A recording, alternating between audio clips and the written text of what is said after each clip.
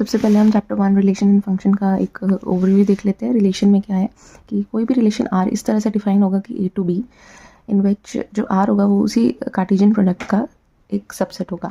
अभी Cartesian product का mean क्या है, सपोज मैंने फर्स्ट एलिमेंट एक ए ग्रुप से लेना है, ए सेट से लेना है, तो सेकंड एलिमेंट मैं बी सेट से लूँगी। तो ये जो फर्स्ट एलिमेंट्स हैं ये सारे डोमेन है और जो बाद के एलिमेंट है वो सारे इसकी क्या है, रेंज है। अब किसी भी अगर मेरे को सेट को रिलेशन की फॉर्म में प्रूव करना है तो मेरे पास 3 टाइप्स होते हैं इसके, रिफ्लेक्सिव, सिमेट्रिक और ट्रांजिटिव। तो जब भी आपने कोई रिफ्लेक्सिव का क्वेश्चन शुरू करना है, so what you need to do, आपको रिफ्लेक्सिव, सपोज मेरे पास कोई भी टाइप का क्वेश्चन आया हुआ है जिसको मैंने प्रूव करना है 2 to 3 मार्क वाला, ठीक, तो रिफ्लेक्सिव की कंडीशन मैं लिखूंगी फॉर एवरी, ठीक है, वैसे फॉर एवरी का आप साइन में बना सकते हैं, for every A belongs to the set A, अगर वहाँ पे सेट नेचुरल नंबर लिखा है तो आप यहाँ पे नेचुरल नंबर लिखेंगे, ठीक है। ए को मैं ए बिलोंग्स टू आर, ठीक है, टू प्रूव,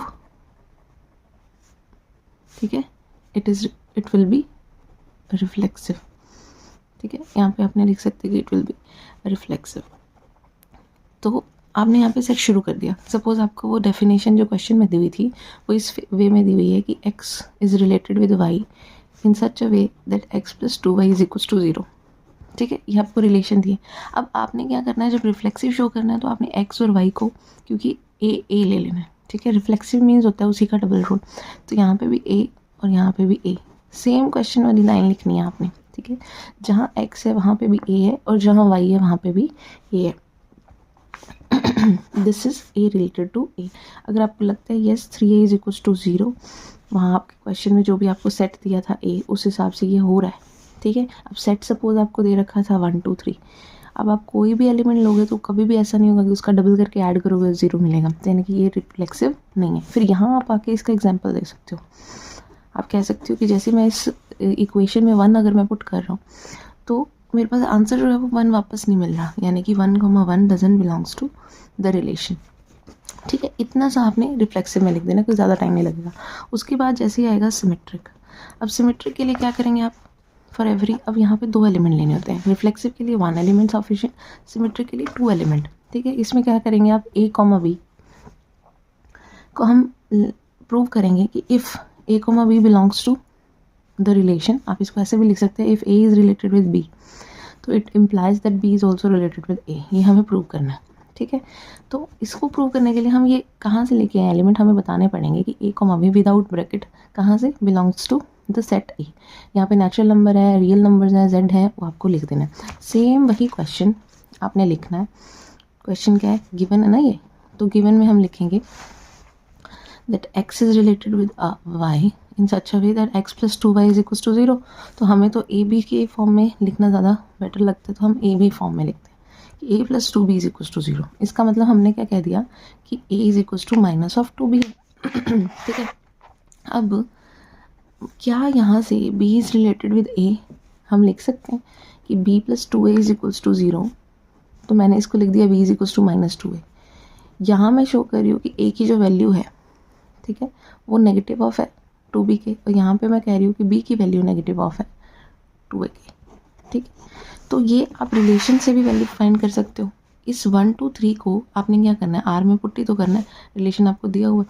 अगर मैं 1 पुट कर रही हूँ तो what I am getting here, यहाँ पे आप 1 रखेंगे तो आपको वैल्यू जो मिल रही है वो -1/2 सॉर्ट ऑफ मिल रही है, यानी कि ऐसा एक आपका रिलेशन आप बना सकते हैं, ठीक है। और जिसमें आप लिख सकते हैं कि 1, जो वैल्यू है वो एग्जिस्ट ही नहीं कर रही, ठीक है। अब यहाँ पे एक इम्पॉर्टेंट चीज़, अगर किसी भी रिफ्लेक्सिव, सिमेट्रिक और ट्रांजिटिव स्पेशली, क्योंकि यहाँ पे इफ़ कंडीशन आ जाती है। अगर जैसे अब मेरे को 1, 2 बिलोंग ही नहीं कर रहा मिलता, ठीक है, यहाँ पे मेरे को दिख ही नहीं रहा कि 1, 2 है, so how can I found 2, 1, है ना। तो अगर मेरे को यहाँ पे मिल रहा है 1, 3 मुझे यहाँ मिल गया। अगर इन केस यहाँ पे 1, 3 तो है लेकिन 3, 1 प्रेजेंट नहीं है, तो इसको क्या बोलेंगे अपने कि ये सिमेट्रिक नहीं है। But 1, 2, 1 doesn't belongs to R. अब जब आप ट्रांजिटिव, अब मैं यहाँ पे इंपॉर्टेंट चीज़ बता रही हूँ, अगर ये वाली कंडीशन ही नहीं है, यानी कि आपका रिलेशन सिर्फ 1, 1, 2, 2 और 3, में ही बना है, ठीक है। 1, 1, 2, ये जो रिलेशन है ये इक्विवेलेंस है। क्यों, क्योंकि इसमें ना तो आपको सिमेट्री की कंडीशन को आप फॉल्स कर रहे हो, ना ही ट्रांजिटिव को, ना ही रिफ्लेक्सिव को, ठीक है। अब ट्रांजिटिव के लिए सिर्फ मैं वैल्यू लिख देती हूँ, होता क्या है ट्रांजिटिव के लिए हम कहते हैं कि हम 3 वैल्यूज़ को उसके सेट में से लेंगे और हम शो ये करेंगे कि ए बी जो है वो बिलोंग करेगा। आपको बिलोंग वाला साइन नहीं लिखना, आप सीधा ये लिख सकते हो कि A is related with B if, ठीक है, कि ये इफ़ कंडीशन वाला करते हैं। B is related with C, this implies कि ए रिलेटेड विद सी होना चाहिए, ठीक है। अब ज़्यादातर ये तीसरी चीज़ प्रूव करने के लिए आपको फर्स्ट और सेकंड इक्वेशन बनानी पड़ती है, कभी ऐड भी करना पड़ता है, और लास्ट में अगर ना पता लगे कि एडिशन होगा मल्टीप्लिकेशन होगा तो आप एक एग्जाम्पल भी देके इसको एक्सप्लेन कर सकते हैं, ठीक है। So this was all. Equivalence relation तब होगा जब ये तीनों रिफ्लेक्सिव, सिमेट्रिक और ट्रांजिटिव हो जाएंगे। उसके बाद इक्विवेलेंस क्लास एक इम्पॉर्टेंट क्वेश्चन आता है। जब भी आपको इक्विवेलेंस क्लास पूछे, वो सपोज यहाँ पे ही मैं पूछ रही हूँ कि 1 की इक्विवेलेंस क्लास बताओ, तो आपको ये जो फॉर्मूला दिया हुआ था ना उसमें बस x की जगह 1 पुट करना है। This is simplest. उसने बोला कि इक्विवेलेंस क्लास बताइए आप 1 की, ठीक है। तो 1 की क्लास बताने के लिए आपको क्वेश्चन में 1 रिलेटेड विद y पूछ रहे हैं इनडायरेक्टली, वो सिंपल जो क्वेश्चन दिया है उसमें सिर्फ 1 पुट करके आपने देखना है, यानी कि 1 + 2y is equal to 0, so 2y is equal to -1, y is equal to -1। ठीक, आपने ये देखना है कि कितने कितने उसके आंसर्स पॉसिबल हैं। जैसे यहाँ पे इसने ए की इक्विवेलेंस क्लास पूछी, तो कौन कौन एलिमेंट जो हैं वो ए से रिलेटेड हैं, ठीक है। So this was relation. अब रिलेशन के बाद जब आप इसके कुछ फॉर्मूलाज को देखेंगे, ठीक है, इसके कुछ फॉर्मूला जो हैं वो फर्स्ट जैसे कि टोटल नंबर ऑफ रिलेशन कहा जाता है, तो इसका मतलब क्या है कि आप 2 की पावर n स्क्वायर करते हैं। यहाँ पे n क्या आता है, फाइनाइट सेट होता है, ठीक है। उसके बाद total number of reflexive relation के लिए 2 की power n square minus n करना पड़ता है। और सिमेट्रिक के लिए इसको आप ऐसे भी लिख सकते हो 2 power n square plus n, यहाँ माइनस था, ठीक है, सिमेट्रिक के लिए रिफ्लेक्सिव के लिए। तो सिमेट्रिक के लिए क्या हो जाएगा, प्लस हो जाएगा। सिमेट्री सबको पसंद होती है, यानी कि सभी के जो सिमेट्रिकल ऑब्जेक्ट्स हैं वो हमेशा अच्छे लगते हैं। तो लास्ट में यहाँ पे इसने बोला कि total number of equivalence relation, ठीक है, कितने पॉसिबल हो सकते हैं। तो ये जो क्वेश्चन है टोटल नंबर ऑफ इक्विवेलेंस वाला, इसको ज़्यादातर आपको वहाँ पे खुद बना के देखना पड़ता है एनसीईआरटी, क्योंकि ये फॉर्मूलाज जो है एक लिमिटेड सोर्सेज तक अप्लाई हो सकते हैं। अब किसी की अगर फंक्शन की बात करें तो ये इसका एक इम्पॉर्टेंट रूल है कि इसकी एक यूनिक एलिमेंट होना चाहिए जिसकी एक इमेज हो, और एक्स की जो है वो प्री इमेज भी वाई में अवेलेबल होनी चाहिए, ठीक है। 2 तरह के फंक्शन आते हैं, पहला है 1 1, दूसरा है ऑन टू। 1 1 का मतलब है कि अगर कोई भी 2 एलिमेंट मैं ले रही हूँ किसी सेट में से, तो अगर उनके फंक्शंस इक्वल हैं, यानी कि वो वैल्यू भी इक्वल होनी चाहिए। ये भी एग्जांपल देखेंगे अपने। ऑन टू के लिए क्या होगा, अगर वो x to y जा रहा है फंक्शन, ठीक है, तो उसकी रेंज जो है कोडोमेन की इक्वल आएगी। हमेशा एंड में आपने ये वाली लाइन लिख के आनी है अगर प्रूव वाला क्वेश्चन की prove that it is onto, ठीक। बाइजेक्टिव कब होगा कोई फंक्शन, जब वो 1 1 भी है और ऑन टू भी है। जो 1 1 नहीं होगा फंक्शन, वो क्या होगा, मैनी वन होगा। एक लास्ट टॉपिक जो है वो आपका दिया हुआ है कॉम्पोजिशन ऑफ फंक्शन। तो कॉम्पोजिशन का मतलब है कि वो एक दूसरे को होल्ड करते हैं, ठीक है। होल्डिंग मीन्स सपोज मैंने लिखा हुआ है sine of mod of x, ठीक है, तो इसमें बाहर का फंक्शन क्या है, f x is equal to sine x है, और ये जो इनर फंक्शन है वो क्या है, g x is equal to mod x है, ठीक है। तो ये क्या बना, एफ ओ जी बन गया। इसी को मैंने उल्टा करके बनाना है, जी ओ एफ बनाना है, तो क्या बनेगा, मॉड ऑफ, मॉड बाहर आया और साइन एक्स अंदर। ये वाला क्या बना, g x is equal to mod, ठीक है, और f x is equal to क्या बन गया, साइन। बस इतनी ही नॉलेज चाहिए आपको कॉम्पोजिट फंक्शंस के लिए, ठीक। ये आपके चैप्टर 5 में भी आ जाएगा। अब इससे रिलेटेड कुछ आइडेंटिटी फंक्शन जैसे है, आइडेंटिटी का मतलब होता है कि आप फंक्शन को इक्वल में क्या रख रहे हैं, एक्स। अब नंबर ऑफ फंक्शन चेक करने के लिए क्या करना पड़ता है, n to the power m. ये एन क्या है और एम क्या है। अगर यहाँ पे हम बात करें कि एक रिलेशन है, ठीक है, जिसमें आप ए टू बी लिखेंगे इसको, इफ़ एक्स एंड वाई दोनों क्या है, फाइनाइट सेट है, एक्स में एम एलिमेंट्स हैं और जो वाई है उसमें एन एलिमेंट है। जब आपको नंबर ऑफ फंक्शन चेक करना है तो आप n टू द पावर क्या करते हैं, m करते हैं, ठीक है। अब यहाँ पे लिखा है अगर 1 1 रिलेशन 1 1 फंक्शन चेक करना है तो आपको क्या करना पड़ता है, n factorial upon n minus m factorial. अब इसका मतलब ये है कि जब आप 2 रिलेशन बनाते हैं, ठीक है, तो यहाँ पे ये जो सेट B है इसके एलिमेंट ज़्यादा होंगे तभी 1 1 पॉसिबल है। इक्वल हो जाए तो भी कोई बात नहीं, ज़्यादा हो जाए तो भी कोई बात नहीं, लेकिन अगर लेस हुआ, सामने एलिमेंट ही नहीं है इमेज के लिए, तो आंसर हमेशा क्या आएगा, 0। ऑन टू के केस के लिए बिल्कुल उल्टा हो जाता है, ठीक है।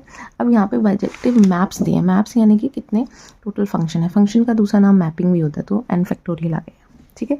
एक टेस्ट है जो जेईई एग्ज़ाम में पूछा जाता है ना, तो अपने को भी आना चाहिए कि अगर आपने ये चेक करना है कि कोई रिलेशन फंक्शन है या नहीं, सिर्फ उसी के लिए, तो हम उसमें क्या चेक करते हैं कि कोई एलिमेंट का पहले तो ग्राफ आपको ड्रॉ करना पड़ता है, फिर आप उसको वर्टिकल लाइन टेस्ट करते हैं, ठीक है। अगर उसको 1 पॉइंट पे ही कट कर रहा है, ठीक है, यहाँ पे लिखी हुई है intersect the graph at only 1 point then the relation is a function, otherwise वो नहीं है। अगर यहाँ पे एक ही पॉइंट पे आपको 2 इमेजेस मिल रही हैं तो वो फंक्शन नहीं है, ठीक है। जैसे यहाँ पे इन्होंने वर्टिकल लाइन टेस्ट किया, तो एक्स स्क्वायर तो एक फंक्शन है, लेकिन अगर उसका रूट एक्स एक बनाते हैं आपने फंक्शन दूसरी वे से, तो वो एक फंक्शन नहीं होता, ठीक। तो अब इस पे बेस कुछ फॉर्मूलाज को मैं वापस से रिवाइज करवा देती हूँ ताकि आप कुछ अच्छे से सीख सकें।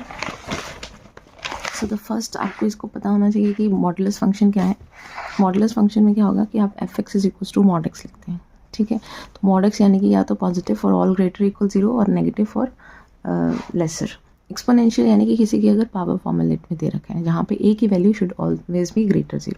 ये जो यहाँ पे मैंने इसका डोमेन बता रखी है और कोडोमेन बताई है, ये इसलिए कि आप क्या क्या वैल्यू पुट कर सकते हैं। R to R यानी कि कुछ भी रेशनल, यहाँ पे भी रेशनल बट पॉजिटिव होना चाहिए ए की वैल्यू, ठीक है। उसके बाद लॉगरिथमिक में क्या होगा कि इसमें आप लॉग के अंदर हमेशा पॉजिटिव थीटा ही पुट कर सकते हैं। उसके बाद identity function that is a simple function, इसको आप ऐसे भी लिख सकते हो y is equal to x, ठीक है।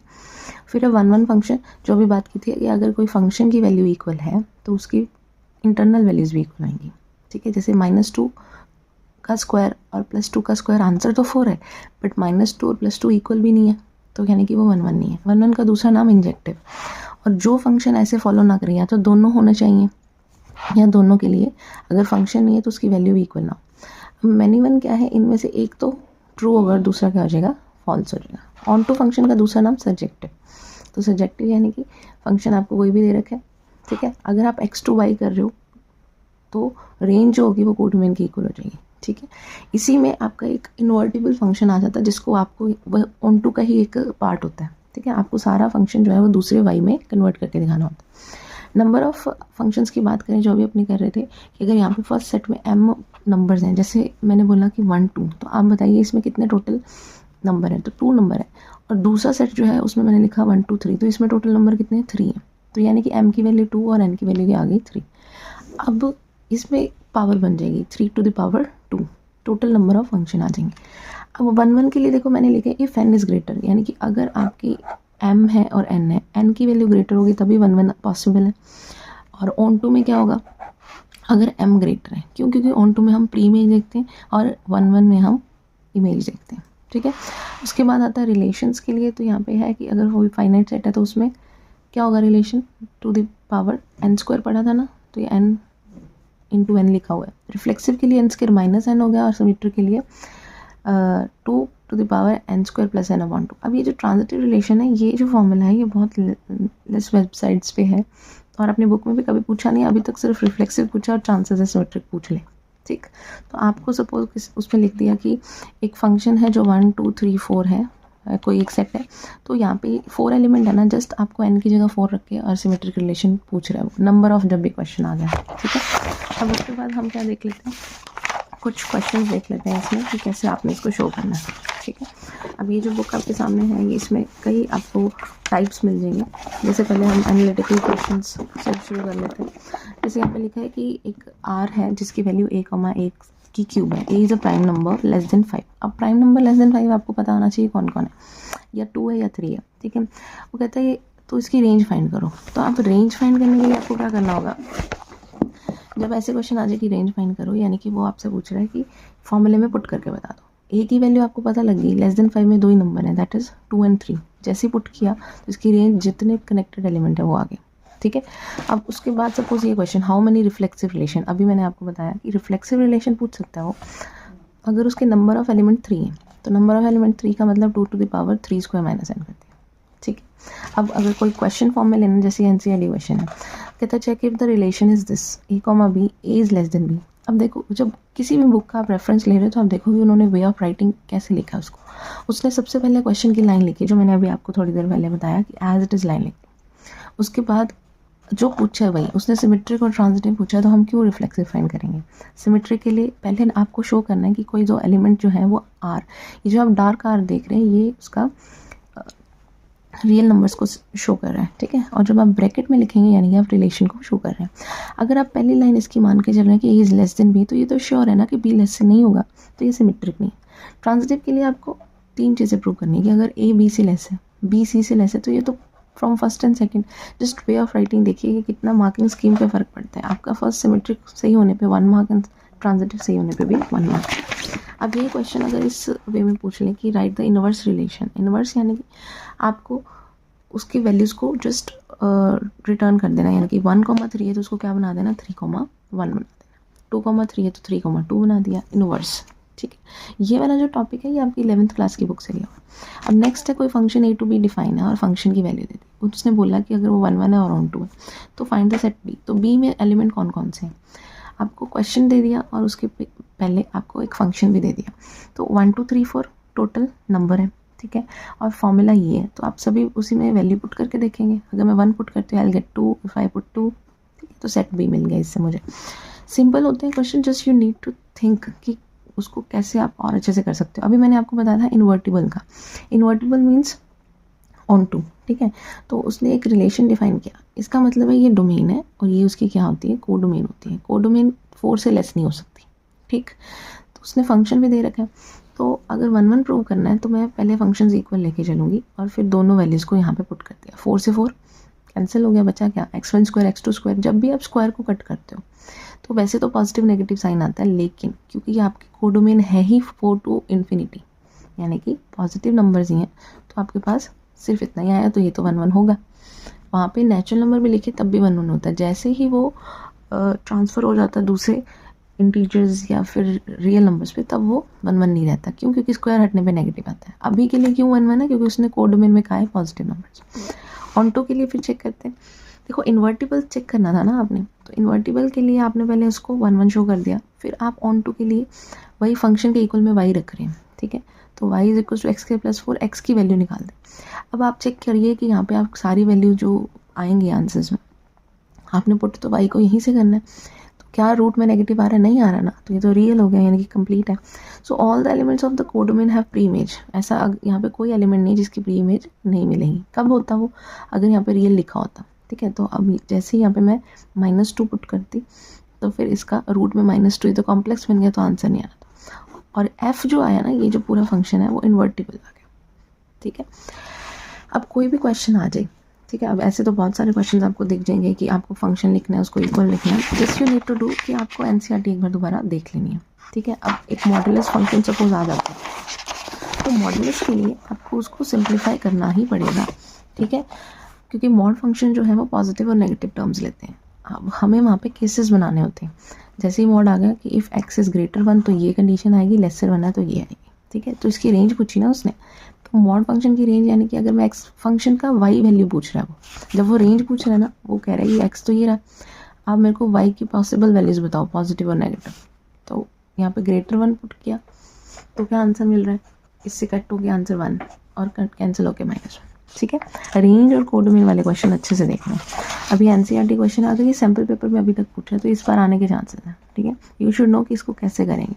जब आपके पास कोडोमेन दे रखी है, ठीक है, एक ऑड है गिवन है, तो आप इसमें वैल्यू पुट करेंगे। इसने सिर्फ सब्जेक्टिव अगर पूछा है, सब्जेक्टिव मतलब ऑन टू का मतलब फंक्शन को जब अपने इक्वल रखते हैं ना वाई के, वो वाला पार्ट है, ठीक है। अब इंजेक्टिव के लिए क्या होगा, यहाँ पे 2 पॉइंट्स पे अगर मैं 1 वैल्यू पुट करी तभी मेरे को आंसर 1 मिल रहा है, 2 वैल्यू पुट कर रही हूँ तब भी आंसर क्या मिल रहा है, 1 नहीं मिल रहा है, ठीक है। अब ऐसे करके आपको बहुत सारे क्वेश्चन मिल जाएंगे, जैसे 2 डिवाइड्स a माइनस b। अब ये डिवाइड्स का मतलब बच्चे नहीं समझ पाते। देखो 2 डिवाइड्स का मतलब है कम्प्लीटली डिवाइड, डिविजिबल बाय, है ना। तो ये कम्प्लीटली डिवाइड करेगा। अब थ्योरी लिखनी है आपको। पहले आपको शो करना है कि रिफ्लेक्सिव में एक वैल्यू बिलोंग कर रही है, सिमेट्रिक में दूसरी वैल्यू बिलोंग कर रही है और ट्रांजिटिव में 3 वैल्यूज़ बिलोंग कर रही है। किससे बिलोंग कर रही है, जो भी सेट आपको दे रखा है। उसके बाद हमेशा आपने क्वेश्चन वाली लाइन लिख देनी, इसमें आपने a-a शो कर देना और लैंग्वेज लिख के देखो। उसके बाद हर एक में लास्ट में आप एक रिजल्ट लिख के आओगे। आप स्टार्टिंग में भी इसको लिख सकते हो, आप एंडिंग में भी लिख सकते हो, लेकिन ये वाली लाइन लिखनी ही पड़ेगी।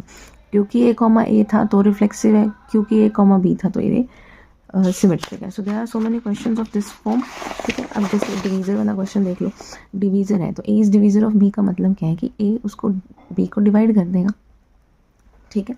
सो ये सारे क्वेश्चन जो होंगे ये आपको वे ऑफ, इस क्वेश्चन में इन्होंने के लिख लिए हैं। अब हो सकता है कि आपको के ना लिखना हो तो आप सिंपल लिख दो कि B upon A will be a number, ठीक है। कोई वो सी आ सकता है, बी आ सकता है, कोई वैल्यू आ सकती है, ठीक। अब ये दो चार जितने भी क्वेश्चंस आपको दिख रहे हैं, ये क्वेश्चंस की डिमांड आई थी कि ये कैसे करते हैं क्वेश्चन, ये मैं आपको लिख के बता देती हूँ। जब ऐसा क्वेश्चन आपको दिखे, देखिए क्वेश्चन में मैंने सिर्फ इतना पढ़ा कि इक्विवेलेंस रिलेशन, ठीक है। तो पहले मैं ये क्वेश्चन लिख लेती हूँ, A D B plus C B C, क्योंकि मेन तो ये फॉर्मूला ही है, ठीक है। अब उसने बोला है कि A B related with C D. मेरी एक बात सुनो, जब उसने आर के पहले और आर के बाद एक वैल्यू दी है, ये आपको देखने में 4 नंबर लग रहे हैं, एक्चुअल में ये वैल्यू 1 है और ये वैल्यू 2 है, क्लियर। अब जब उसने बोला, हमारे लिए तो क्वेश्चन इतनी सी बात थी, ठीक। अब उसने आपको ये चीज़ दे रखी है, ये वैल्यू 1 है, ये वैल्यू 2 है, तो जब आप रिफ्लेक्सिव लिखोगे ना, आप क्यों इसको ऐसे लिखते हो कि ए रिलेटेड विद ए, ये तो बिल्कुल गलत हो गया, क्योंकि क्वेश्चन में उसने 4 नंबर दे रखे हैं। आप ये बोलोगे कि जो फर्स्ट है, हमारा रिफ्लेक्सिव का एक्चुअल मीनिंग क्या है कि 1 is related with 1, 1 is related with 1। अब यहाँ क्वेश्चन में 1 कौन है, क्वेश्चन में 1 है ये, तो 1 इज़ रिलेटेड विद 1 का रिफ्लेक्सिव में मीनिंग क्या बना कि ए बी से ही रिलेट कर रहा है, कोई का खुद से रिलेशन। अब आपको क्वेश्चन में क्या दिया था, क्वेश्चन में दिया था कि A B is related with C D, ठीक है, जिसमें क्या था, उसकी डेफिनेशन है ये कि A D B plus C is equals to B C A plus D. आपने देख लिया कि सी और डी को रिप्लेस करना है ए और बी से, क्यों, क्योंकि हमें क्या प्रूव करना है, रिफ्लेक्सिव प्रूव करना है। बात समझ गई, एक का एक से रिलेशन। इस चीज़ को आप ये वैल्यू 1 और वैल्यू 2 मान के समझोगे, तभी आपको पता लगेगा कि यहाँ पे ए क्यों नहीं लिखा, ये एक्चुअल में ए ही है, ये ए ही है, बस वो कैपिटल है, उसकी एक वैल्यू उसने डिफाइन कर दी, ये ब्रैकेट क्लोज कर दिया, ठीक है। ये एक पूरा उसमें से वैल्यू उठाई है। तो बस अब जहाँ पे ए बी है उसको तो हमने टच नहीं करना, जहाँ सी और डी है, सी की जगह क्या रखना है, सी की जगह ए और डी की जगह बी। चलो शुरू करते हैं, डी की जगह बी, सी की जगह ए, ठीक। वापस से बी तो बी है, सी की जगह ए और डी की जगह बी। अब आप ध्यान से देखेंगे तो A B commutative property follow कर रहा है, बी प्लस ए लिखो चाहे ए प्लस बी, आंसर आ गया। अब सिमेट्री के लिए क्या करोगे, ऐसे जितने क्वेश्चन आ जाएं, ठीक है, 3 तरह के क्वेश्चन आते हैं। पहला क्वेश्चन तो जैसे ए इज़ रिलेटेड विद ए लिखा होता है, ठीक है। दूसरे में अभी आपने देखा A B related with A B है, ये दोनों ही बात सेम है, दोनों रिफ्लेक्सिव की कंडीशन है। तीसरे में आपको वो पावर सेट वाला क्वेश्चन दे देते हैं कि x is subset of y, तो सबसेट नथिंग बट ऐसे समझो कि ये इसका एक पार्ट है, जैसे लेस देन होता है ना, वैसा वाला, ठीक। अब सिमेट्रिक प्रूव कर रहे थे, तो सिमेट्रिक तो क्वेश्चन की कंडीशन ही सिमेट्रिक होती है, 2 नंबर हैं ये, वैल्यू 1 वैल्यू 2। जब आपके माइंड में ये क्लियर हो गया कि रिफ्लेक्सिव के लिए क्या करना है, ऐसे क्वेश्चन आए तो ए बी करना है, ये एक वैल्यू है, वैल्यू 1। सिमेट्रिक आए तो क्या करना है, ए बी सी डी, ये पहली है लाइन, जैसे अपने लिखते हैं ना, A is related with B तो बी भी रिलेट करेगा ए को, value 1 is related with value 2 तो वैल्यू 2 भी रिलेट करेगी वैल्यू 1 को। डन। ट्रांजिटिव के लिए क्या करेंगे हम, ट्रांजिटिव के लिए हम अब देखो 3 वैल्यू मानेंगे। अगर ए बी रिलेट कर रहे हैं सी डी को, अब सी डी रिलेट किसको करेगा, कोई तीसरी नंबर, जैसे हम एक्स वाई देते थे तो जेड तो हम खुद ही मानते थे ना, if X is related with Y, Y is related with Z, तो एक्स रिलेट करेगा जेड को, तो यहाँ पे मैं ई एफ मान लेती हूँ, ठीक है। अब इनके आगे करना क्या है, जो क्वेश्चन की लाइन थी उसको एज इट इज़ लिख देना है, उसका पैटर्न फॉलो करना है, ठीक है। आपको क्वेश्चन वाली लाइन ध्यान से जज करनी है कि आप उसके नीचे वैल्यू पुट क्या कर रहे हैं, ठीक। उसके बाद C D related E F आ गया। अब प्रूव क्या करना है, अब थोड़ी लाइन स्पेस रख के आपने प्रूव कर देना कि A B is related with E F. अब आप बीच में यहाँ पे, और वही इक्वेशन तो आपको बनानी आएगी, लिखना क्या है, बाय सॉल्विंग अबव, चाहे ऐड कर दो सब्ट्रैक्ट कर दो, you should, if you can't convince confuse them, ठीक है। सो आई थिंक सफिशिएंट है इस चैप्टर के लिए, ज़्यादातर इसमें क्वेश्चंस कवर हो जाएंगे आपके। अब ये जो बुक के क्वेश्चंस हैं, ठीक है, जिसमें उसने ये क्वेश्चन नंबर 2 और क्वेश्चन नंबर 5, तो ये आपने अच्छे से देख लेना, क्योंकि इसमें आपको वैल्यू पुट करनी होती है, तो आप 2-3 वैल्यूज़ बस इवन नंबर्स के लिए और ऑड नंबर्स के लिए याद रख लीजिए, ठीक है। इवन के लिए आपको पॉजिटिव नेगेटिव रेशनल ध्यान रखना है, ऑड के लिए ये वैल्यूज़ प्रूव हो ही जाएंगे आपके, ठीक है। रिफ्लेक्सिव कैसे नहीं होता। अब एक टॉपर की लास्ट बस ये क्वेश्चन में शीट दिखा देती हूँ आपको। टॉपर को भी ये क्वेश्चन आया 2023 में और 2025 है, तो चांसेस सेम ही है, ठीक है बेटा। तो उसने लिखा A B is related with C D. If का मतलब होता है, ये डबल एफ का मतलब है कंडीशन प्रूव करो, ये वाली इफ़ एंड ओनली इफ़। तो क्वेश्चन आ गया, अब आपने शो कर दिया जैसा क्वेश्चन लिखा था as it is reflexive. Copy board की है, आपने अच्छे से उसका यूज़ करना है, लाइन स्पेस देना है, उसके बाद ए बी इज रिलेटेड। अब देखो A B related with A B for all, ये रिलेट। अब हर बार वो क्या कर रहा है टॉपर, लास्ट में अपनी एंडिंग पूरी सोफिस्टिकेटेड देगा। सिमेट्रिक में और पता लगेगा। अब आपको 4 नंबर लेने पड़ेंगे, आपको पता लग गया ए बी सी डी, ये आया, क्लियर होगी, द रिलेशन इज सिमेट्रिक। क्यों? क्योंकि पहली कंडीशन थी और लास्ट थी। फॉर ट्रांजिटिव हमें लगता है कि हम नहीं लिख पाएंगे, क्यों नहीं लिख पाएंगे, सभी को टाइम तो सेम ही मिलता है, ठीक है। तो ट्रांजिटिव के लिए क्या है, अब आपको ई एफ तक जाना पड़ा, A B C D E F. तो देखो क्या किया उसने, equation by equation, first and second जो भी कुछ करके लास्ट में क्या कर दिया, इट इज़ रिलेटेड, ठीक है। अब ये सारे रिलेट कर रहे हैं, मतलब ये क्या हो गया, equivalence relation. So good luck for your exam. ये था आपका चैप्टर 1। अब जितने इसमें से क्वेश्चन हैं वो मैं आपको लिख देती हूँ। आपको डोमेन को डोमेन वाले क्वेश्चंस करने हैं मेन तो, ठीक है। जितने डोमेन वाले क्वेश्चन आ जाएं, रेंज वाले क्वेश्चन आ जाएं, को डोमेन वाले क्वेश्चन आ जाएं, ठीक है। और फिर ये जो ए बी सी डी वाला रिलेशन मैंने बताया, वो एक जो बुक है ना आपकी, जो बुक, उसमें से कुछ क्वेश्चन मार्क करवा रही हूँ, ये ज़रूर करना, ठीक है। अब बुक का जो, अगर आप फर्स्ट क्वेश्चन देखोगे यहाँ पे, तो ये क्वेश्चंस में आपको क्या दिक्कत आती है कि आप स्टार्ट नहीं कर पाते, तो फर्स्ट का फर्स्ट ट्राई करेंगे आप, ठीक है। इंटीजर वाला क्वेश्चन बहुत बार पूछा है, डिवीज़र वाला अभी आपने देखा ही था, ठीक है। इसमें आपको प्रॉब्लम नहीं आएगी, हाँ, लेकिन इसमें क्वेश्चन आता है कि इफ़ एक्स लव्स वाई। कोई खुद को लव करे ये ज़रूरी नहीं होता, ठीक है।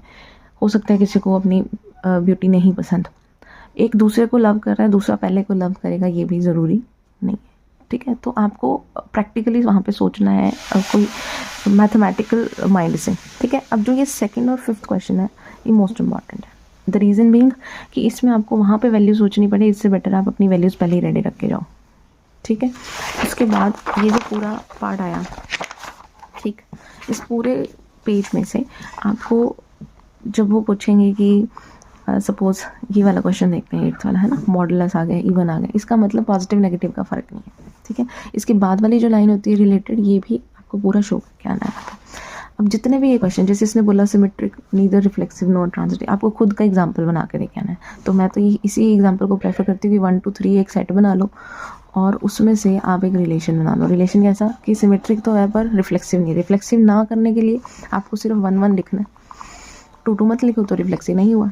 ट्रांजिटिव ना करने के लिए आपको 1 1 शुरू किया आपने, उसके बाद आपने क्या कर दिया, यहाँ पे 1 2 शुरू कर दिया, ठीक है।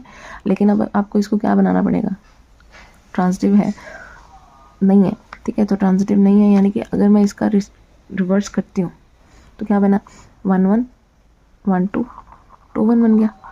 अब मुझे दिख रहा है कि अगर ये मैं 1 1 भी ना बनाऊँ तो देखो रिफ्लेक्सिव तो अभी भी नहीं है, देखो ट्रांजिटिव भी नहीं है, 1 2 है, 2 1 है पर 1 1 नहीं है। वहाँ बनाते बनाते ही आपका आंसर आपके हाथों में आ जाएगा, ठीक है। So this was all. और जितने एनसीईआरटी के एमसीक्यूज है ना, ये अच्छे से करोगे, क्योंकि ये एमसीक्यू कितनी बार पूछ लिया, आपको जस्ट वैल्यू पुट करके इसमें आंसर चेक करना होता है, ठीक है। टाइप्स ऑफ रिलेशन में आपको ना बुक में बहुत सारे एग्जाम्पल ग्राफिकल मेथड से दे रखे हैं, तो जब आप इसको चैप्टर करो तो आपने ग्राफिकल मेथड वाले क्वेश्चन देखे हैं। इसको सिग्नम फंक्शन बोलते हैं, तो ये क्वेश्चन ज़रूर ट्राई करना, मॉड फंक्शन ज़रूर ट्राई करना। एक ये जिसमें आता है GIF फंक्शन, ठीक है। अब बच्चों को एक क्वेश्चन आया कि किस पे ये कॉन्टिन्यूस है, वो चैप्टर 5 में करेंगे, चलो। फिर उसके बाद ये वाला n वाला क्वेश्चन अभी आपने देखा ही था, ठीक है। ये क्वेश्चन जो है ना, अब आप कहते हो कि कितने टाइम में कैसे होएगा, जस्ट आपको हर एक पर चैप्टर में से 15 क्वेश्चन दिए हैं जो आपको करने हैं। ये मोस्ट इंपॉर्टेंट क्वेश्चन है फर्स्ट वन, बस इसमें करना क्या है, मॉडुलस को ओपन करना है, ठीक। उसके बाद ये F = G वाला क्वेश्चन हो गया, दैट्स इट। और ये आपके पास क्वेश्चन हो गया जो इक्विवेलेंस क्वेश्चन, ठीक है। Good luck for your exam. ये चैप्टर 1 की एक रिव्यू वीडियो थी, इसी के जैसे और वीडियो